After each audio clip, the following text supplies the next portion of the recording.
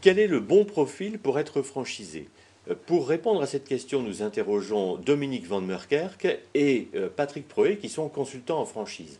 Je me tourne vers Patrick Proé d'abord. Y a-t-il un profil type de franchisé? Un profil standard, en quelque sorte? Non, on ne peut pas dire qu'il y a un profil standard. Bien sûr, chaque franchiseur doit, par rapport à son secteur d'activité, définir son profil type. Mais on ne peut pas pour autant dire qu'il y a un profil standard pour l'ensemble des franchisés. Alors, ceci étant, il y a quand même des points communs à l'ensemble des réseaux pour devenir franchisé. Le premier des points communs, c'est d'avoir l'esprit d'entreprise, la capacité à devenir chef d'entreprise, à s'investir totalement dans le lancement de son activité, qui va nécessiter une très grande autonomie, une très grande polyvalence, et qui va également nécessiter que l'entourage familial partage le projet. C'est très important parce qu'il faut absolument que ça soit une décision bien sûr de la personne, mais également de tout l'environnement qui va accepter les contraintes liées à la création de l'entreprise, au moins pendant le lancement qui n'est pas toujours évident, bien évidemment.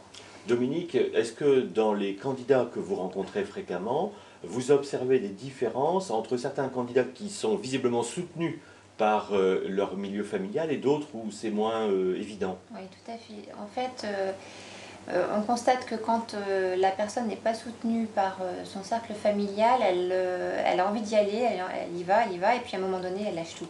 Donc, c'est pas des personnes qui sont dans le sang et elles ne sont pas soutenues. Et c'est dommage parce que quelquefois, elles ont les capacités pour le faire, mais pas le tout. Donc, est-ce qu'il vaut mieux cependant qu'elle lâche le projet avant de le commencer plutôt que d'avoir une catastrophe après? C'est clair, d'accord.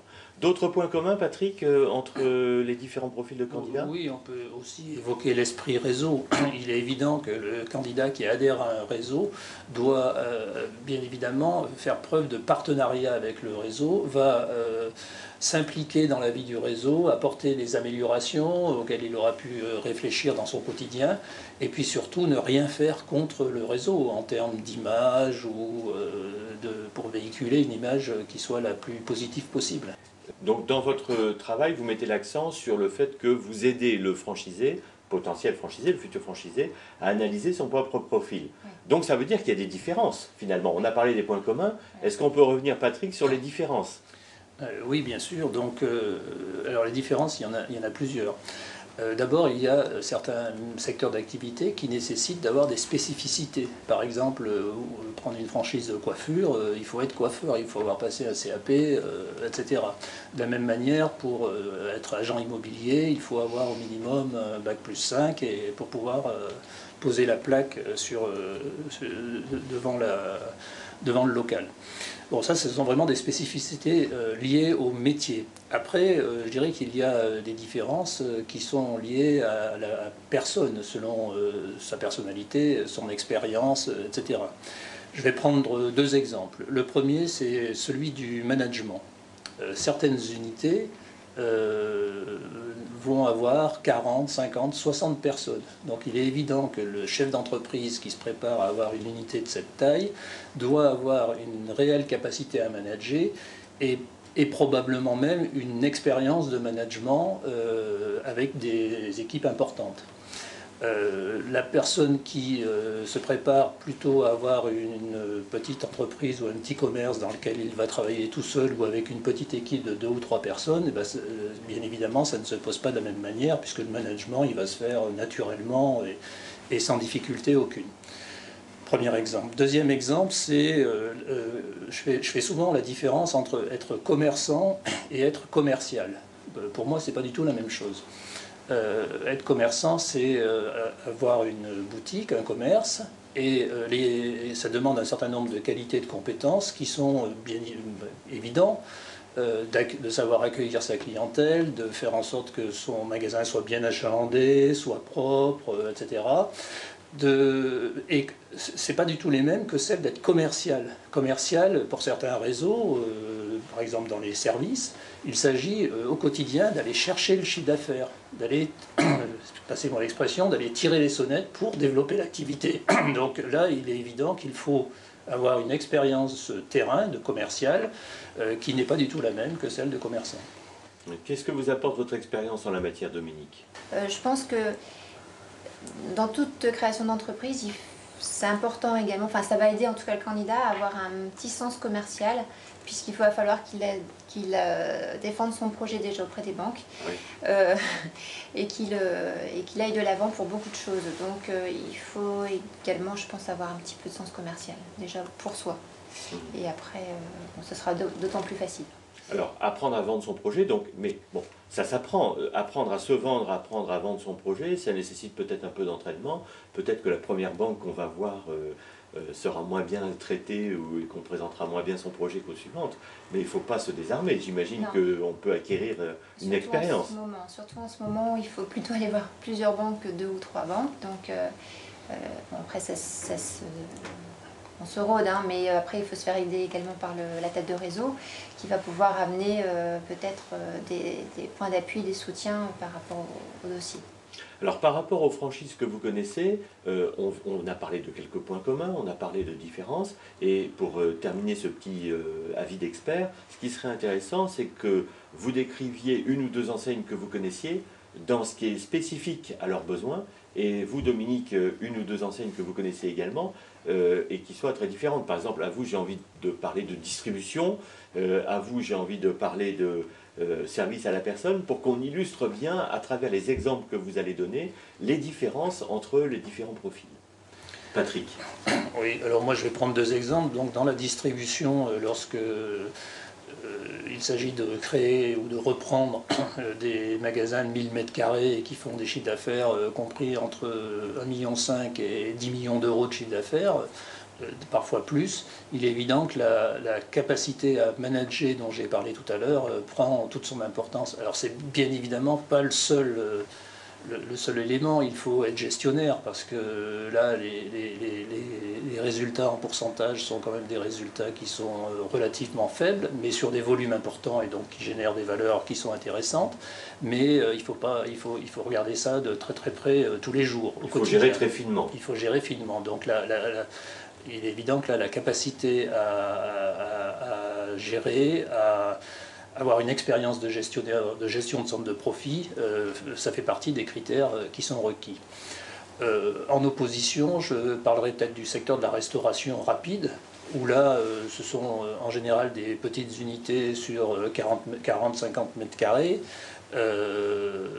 et où il faut plutôt être présent du matin, le matin de bonne heure pour lancer la fabrication, avec une petite équipe de 2-3 personnes. Et donc là, les compétences ne sont pas les mêmes, c'est surtout des compétences terrain, de volonté, d'avoir envie de satisfaire sa clientèle au quotidien lorsqu'elle va venir, dans tout ça dans le respect des normes d'hygiène, etc.